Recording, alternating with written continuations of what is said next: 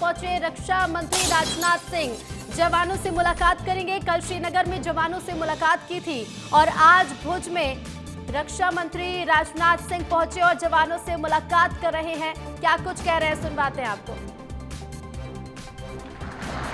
रात के अंधेरे में दिन का उजाला दिखा दिया है।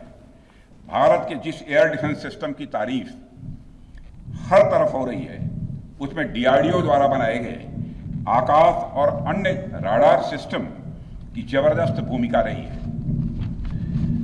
साथियों, कई स्थानों पर हमारे नागरिक दुश्मन के ड्रोन आते देख भाग नहीं रहे थे, बल्कि हमारे एयर डिफेंस सिस्टम के हाथों उनको मार गिराने की वीडियो बना रहे थे।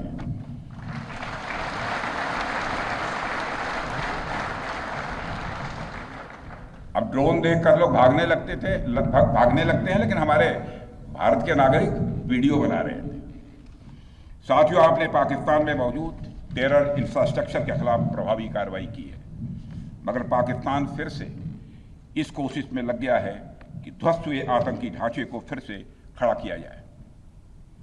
वहां की सरकार पाकिस्तानी आम नागरिकों से लिया गया टैक्स जैशे मोहम्मद जैसे आतंकवादी संगठन के आका मसूद अजहर को करीब 14 करोड़ रुपए देने में खर्च करेगी, जबकि वह यूनाइटेड नेशंस डेजिग्नेटेड टेररिस्ट घोषित हो चुका है। इतना ही नहीं, लश्कर तोयबा और जैशे मोहम्मद के मुरुद के और बहावलपुर स्थित टेरर इंफ्रास्ट्रक्चर को फिर से खड़ा करने के लिए पाकिस्तान सरकार ने आर्थिक सहायता देने की घोषणा की है। लेकिन निश्चित रूप से इंटरनेशनल मॉनेटरी फंड से आने वाले $1 बिलियन के बड़े हिस्से को टेरर इंफ्रास्ट्रक्चर को फंड करने में इस्तेमाल होगा, ऐसा मेरा मानना है। क्या यह इंटरनेशनल मॉनेटरी फंड IMF द्वारा, जो कि एक इंटरनेशनल ऑर्गेनाइजेशन है, उसके द्वारा इनडायरेक्ट फंडिंग इसे नहीं माना जाएगा?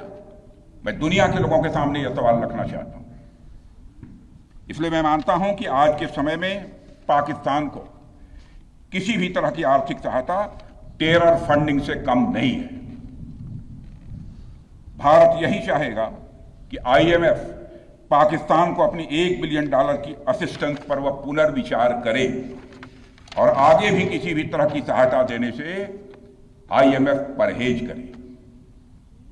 भारत नहीं चाहता जो फंडिंग हम IMF को करते हैं वह डायरेक्ट या इनडायरेक्ट किसी भी तरीके से पाकिस्तान या किसी भी देश में टेरर इंफ्रास्ट्रक्चर को बनाने में वह इस्तेमाल की जाए। हम नहीं चाहते। साथियों, अब यह स्पष्ट हो गया है कि पाकिस्तान में आतंकवाद और वहां की सरकार का चोली दामन का संबंध है। स्टेट और नॉन स्टेट एक्टर के बीच का नकाब अब पूरी तरह से उतर चुका है। अतः इस परिस्थिति में यदि वहां परमाणु अस्त्र एटॉमिक वेपन रहते हैं